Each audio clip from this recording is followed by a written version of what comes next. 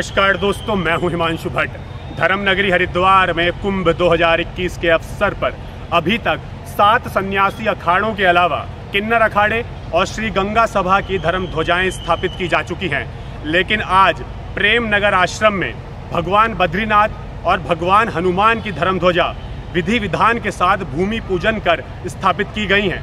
25 अप्रैल को प्रदेश भर से यानी पूरे उत्तराखंड से देवी देवताओं की डोलियां धर्म नगरी हरिद्वार में प्रेम नगर आश्रम के इस परिसर में पहुंचेंगी और 25 अप्रैल को पूरी पेशवाई की तरह पूरी यात्रा निकाल के शोभा यात्रा के रूप में सारी देवी देवताओं की डोलियां हर की पैड़ी तक जाएंगी और हर की पैड़ी पर होगा देवी देवताओं की इन डोलियों का स्नान।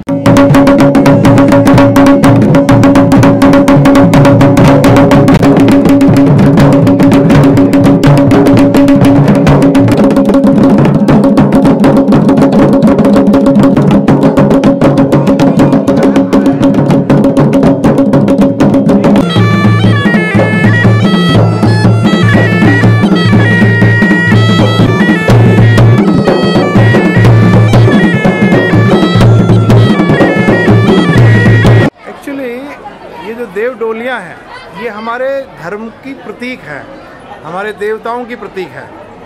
जो भी आदमी, हमारे यहाँ 33 करोड़ देवी देवताओं का वर्जन है। 33 करोड़ में मैं जिसको मानता हूँ, जो भी मेरे गांव से संबंधित है, जो मेरे कुल से संबंधित है, जो मेरी कुल देवी है, कुल देवता है, उन सब का एक स्थान होता है।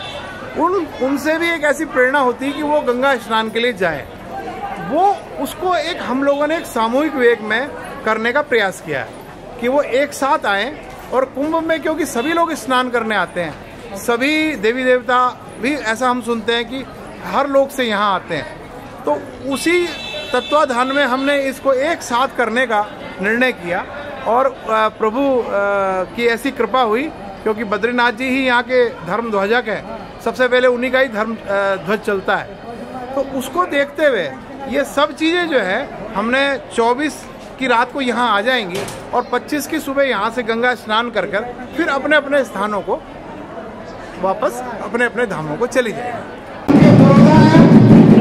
जिन्होंने धर्म की एक बड़ी नई व्याख्याएं रखी है,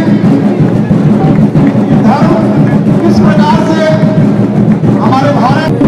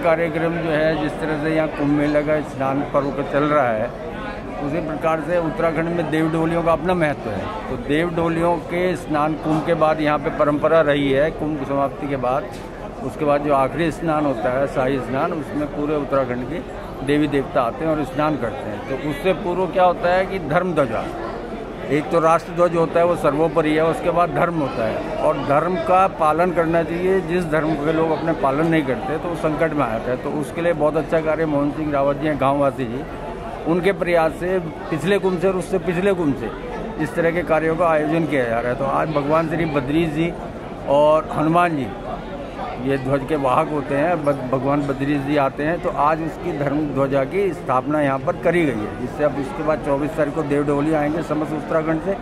उसके बाद उनका स्नान होगा।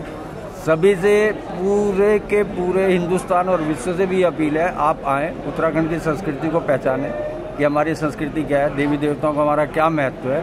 और आप यहाँ की संस्कृति से वाकिफ।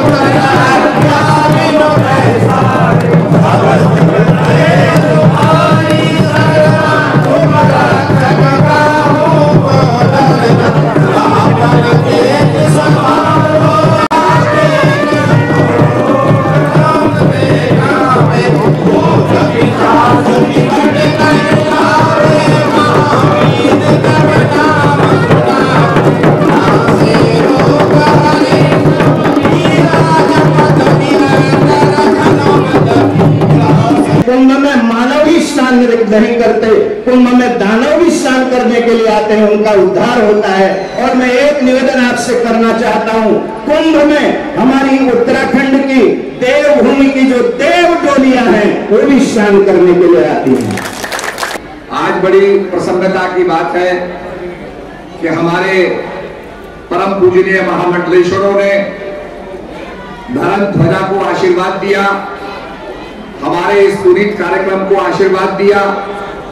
और जैसा कि महाराज जी ने अभी बताया कि कोरोना काल आ गया, लोग बद्रीनाथ को नहीं जा सके, देवताओं का दर्शन नहीं कर सके, परंतु कुंभ आ गया है और कुंभ में सारे देवता गंगा स्नान को आएंगे।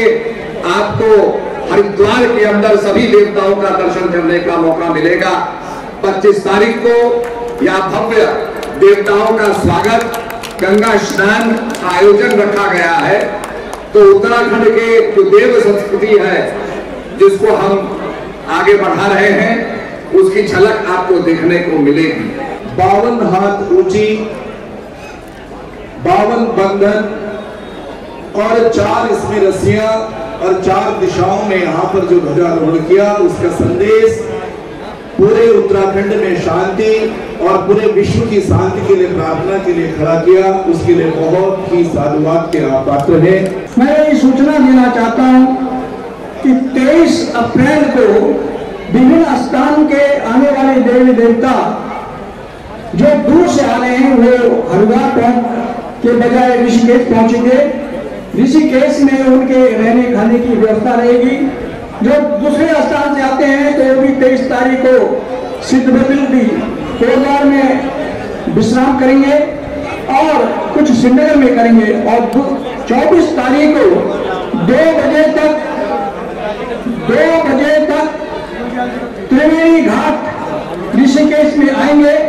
वहां पर उनका दिव्य पूजन होगा और उसके बाद उनका भव्य दिव्य शोभा यात्रा नगर में निकलेगी और उसके बाद वो उस नगर भ्रमण के बाद वहां से वाहनों में बैठ करके सीधा वहां प्रेम नगर के स्थान आश्रम में आएंगे। रात को 24 तारीख को रात्रि में यहीं वास करेंगे। यही उनका वो जो देवत्व भाव है यहाँ पर प्रकट होगा। सांस्कृतिक कार्यक्रम भी होंगे और 25 तारीख को शुभ मुहूर्त में सभी देवी देवताओं का शोभा यात्रा के साथ हर की पैरी ब्रह्म कुंड में दिव्य भव्य पुण्य स्नान होगा और उसके बाद 8 बजे तक वो पंत द्वीप में उनका एक अभिनंदन समारोह होगा, आशीर्वाद समारोह होगा और उसके बाद वो चले जाएंगे।